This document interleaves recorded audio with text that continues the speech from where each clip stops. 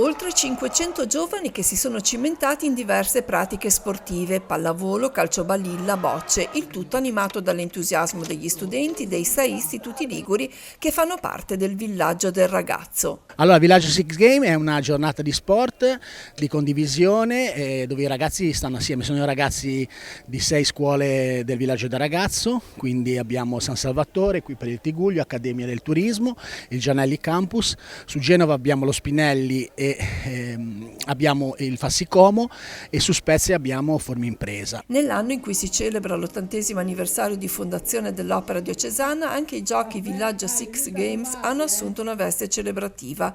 Le 6 prove senza frontiere, andate in scena al campo San Martino di San Salvatore di Cogorno, hanno avuto un filo conduttore speciale, la storia e l'eredità di Don Nando. A tema anche i nomi delle gare: la Lambretta del Don, Costruttori di futuro, Salva il fanciullo, Accogli i bisogni, Regala speranza, uno sguardo su Don Nando. Sono giochi di condivisione. Quest'anno sono già il secondo anno che facciamo una parte di Giochi senza frontiere, poi la pallavolo, il calciobalilla che è sempre presente, le bocce sempre presente, insomma è il sesto anno, siamo molto contenti, i ragazzi l'aspettano questa giornata veramente con trepida attesa, diciamo.